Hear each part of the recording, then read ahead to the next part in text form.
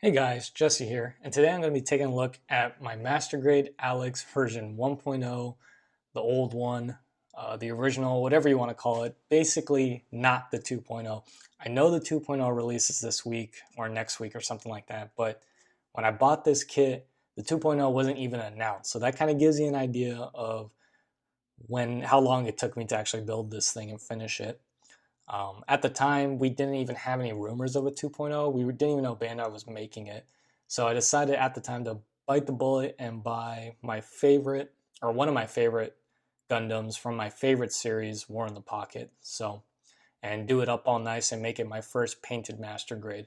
I decided to go with this one because it's not very complicated. There aren't that many pieces, and yeah, I didn't want to go all crazy, try to paint a Sazabi or something crazy like that. So decided to go with the Alex, and I'm very pleased with the way it came out. So let's go ahead and get it spinning and talk a little bit about the Alex. Um, Anytime I get to talk about anything from War in the Pocket, it makes me want to go tell everyone to go watch War in the Pocket. So that's my official little PSA to go watch War in the Pocket. If you love a really good war story, you like a really good Gundam story, it's really short. It's fantastic. It's got great characters. There's a reason why people love it. So that's all I'm going to say about that. And this is also going to be a bit of a precautionary tale to never buy cheap water slides. If you're thinking about buying cheap water slides off of eBay, I've got one suggestion.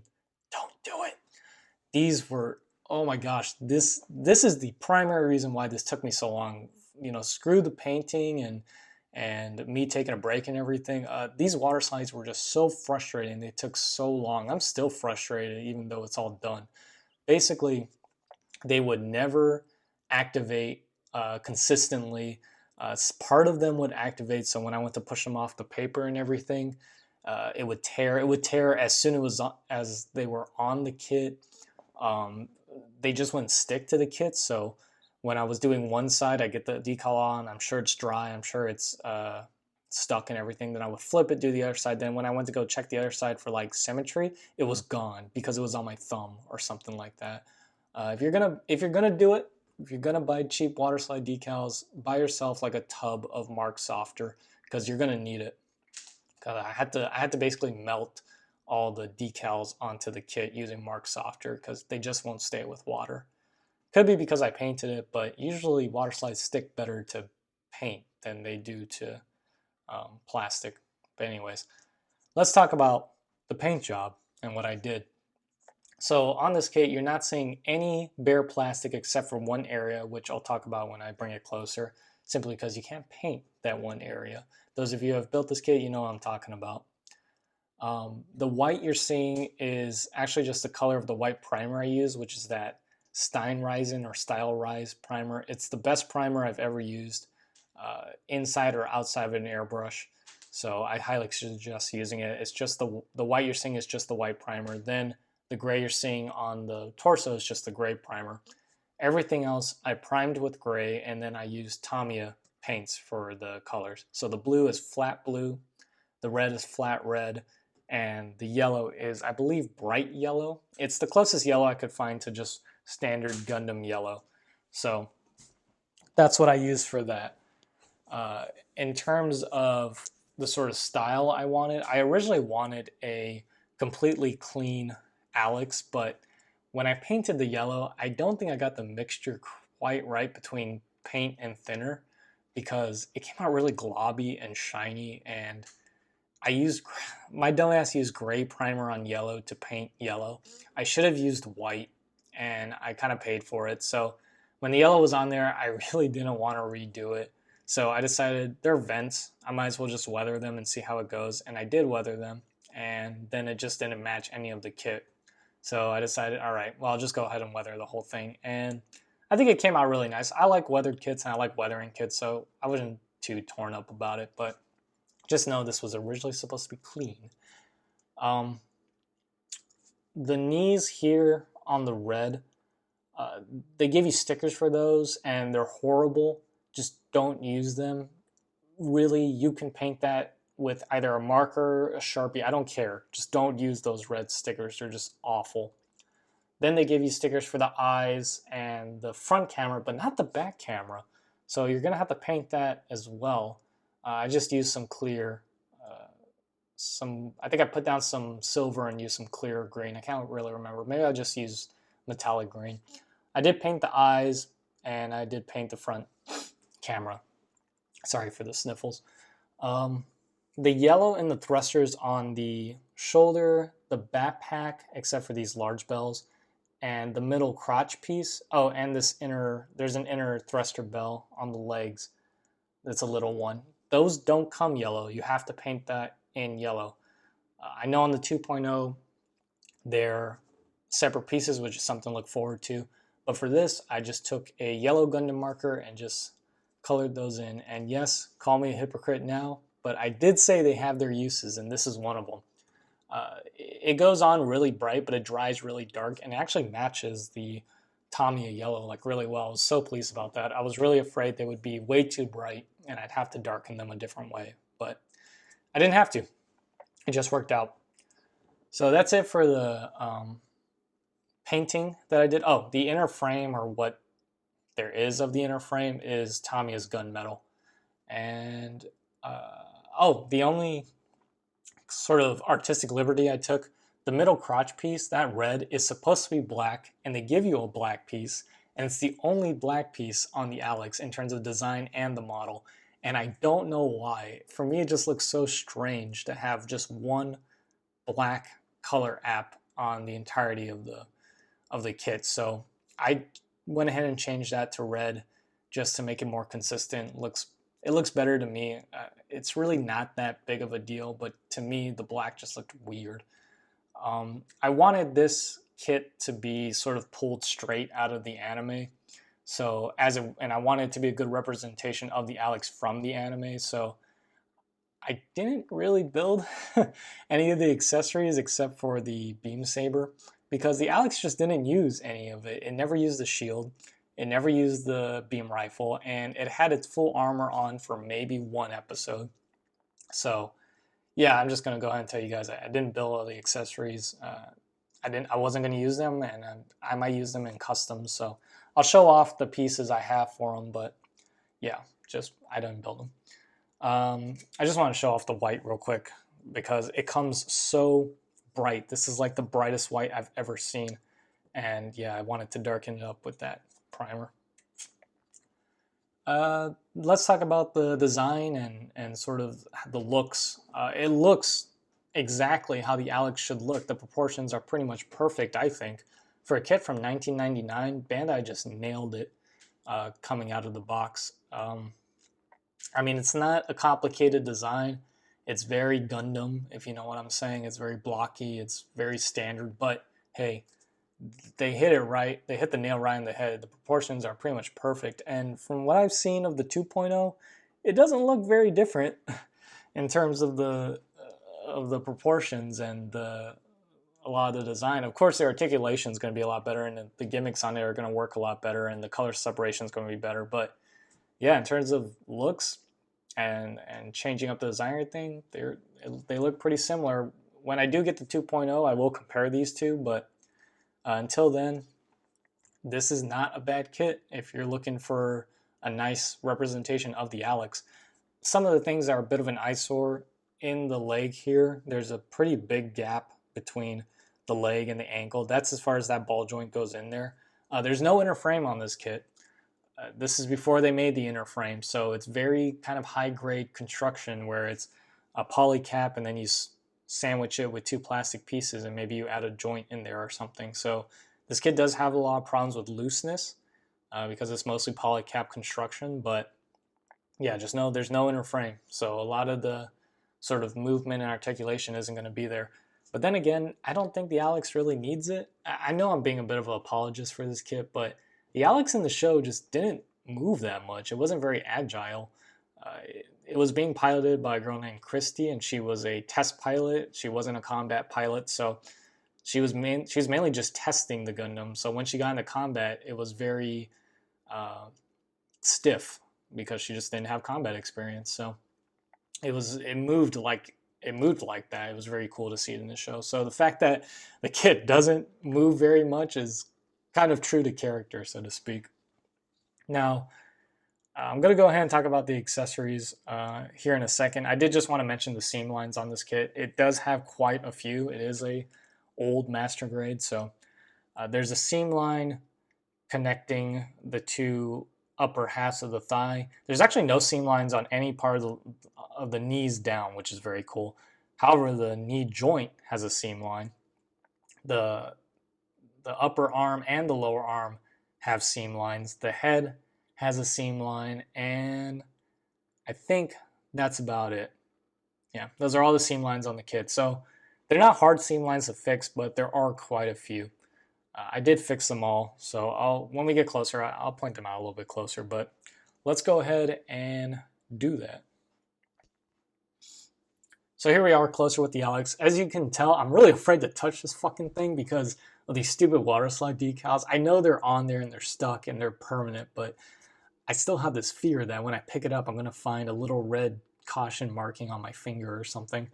But anyways, let's go ahead and pick her up. Okay, so the seam lines I was talking about, you've got a seam line going down the middle of the arm. You've got one going across the entirety of the head.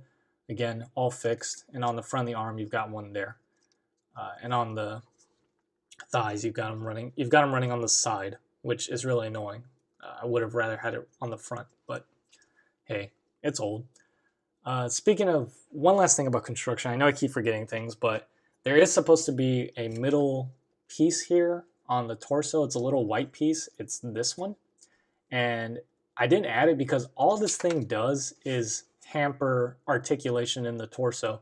So, hey, if you noticed it was missing, all power to you. Go ahead and leave a comment in the comment section below that you noticed at the very beginning this was missing. But I wouldn't add it. Just, I don't get the point of that. All it does, again, is just hamper articulation. It doesn't even add to the looks. You won't even know it's missing. So just don't add that piece. Anyways, in terms of articulation, it's old. Again, there's not a lot going on here. The head is very, very limited because it's just on a ball joint, but it can look down and up all right. The arms, this is where things get weird. This is where Bandai really was trying to think outside the box with this. So this is the only part I didn't paint, is this weird kind of rubber cloth, I guess, material. It's supposed to be that sort of material that keeps stuff from getting inside the Gundam in outer space. But yeah, it's this like rubber material, and again, you can't paint it, and it comes in this really gross purple, and all it does really is hamper articulation. So the arm can spin all the way around, which is pretty impressive. But the way this thing is built is you get this rubber piece and you've got to cut 3 holes in it with your nippers. They don't come pre-cut. You've got to determine the size of the holes, and then you feed this like triangular joint in there that gives you a ball joint for this shoulder armor, a joint to go into the body, and a joint to go into the arm. And once it's in there, it isn't going to be doing anything other than allowing you to connect things together. So yeah, again, I think in the 2.0 it's going to be that vinyl material, but I don't know. I kind of wish I left that out, but now that I've got it in there and the Alex is just going to be posed standing up for me, I don't really mind it. But if you're going to be trying to do more crazier poses with this Gundam, this particular version, you might just want to leave that out.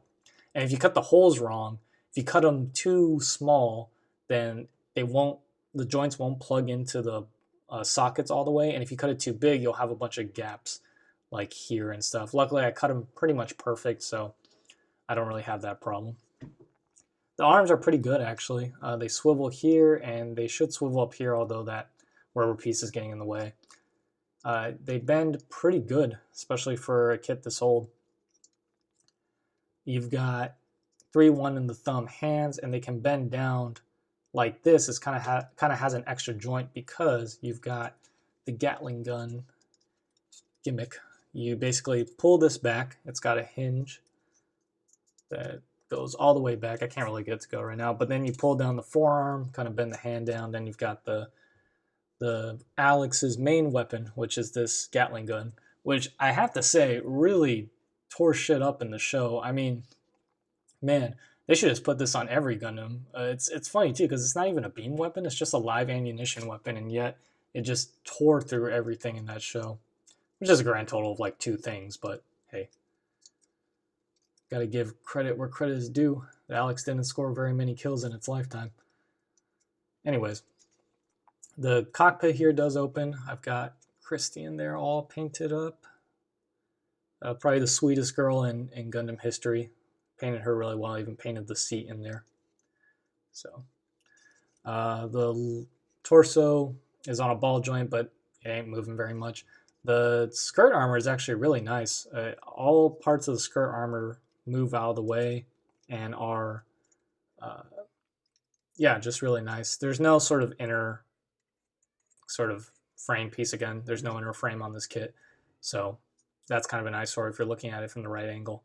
This can go all the way up, but it's bumping into the torso. But it doesn't really matter because the leg is on a big fat ball joint. So you're not really getting any more than this, which is a little disappointing. It can kick all the way up. It can go really far back. The back skirt does actually move, which is surprising, again, for this kit this old. And the knees are double jointed, but because of the construction of the back thigh, it bumps into it, and you're only really going to get 90, which, yeah, that's not great. Although, again, Alex didn't move that much in the show, so if you want something true to the anime, this is okay. And then on the back of the legs, I believe these little thrusters actually do move. No, they don't. They're just stuck in there. So never mind that. The ankles are on a ball joint. Not great. And then it has a heel pivot, which is weird. And yeah, that's about it for articulation. Oh, in terms of let's talk a bit about accessories now, since that's it for the articulation. It's old. It's not bad. It's not great. It's bad by today's standards, but for everything you want the Alex to do, at least, you can get them with this kit. The beam saber just sort of sits in the hole. I know peg and hole technology existed at the time. It's used on this kit, and yet these are just, yeah, they just fit in there with friction. They're pretty in there though. Like they won't fall out, which is surprising. Maybe it's because I painted them, but otherwise, yeah, kind of strange. So let's go ahead and get this back on its spinny base. The biggest problem, by the way, with the articulation and this sort of joint system with no inner frame is the fact that it's pretty loose. So as you can see, the knees are wiggling there. That's not good. So over time, I do suspect this kit will become pretty loose, just sitting there on your shelf.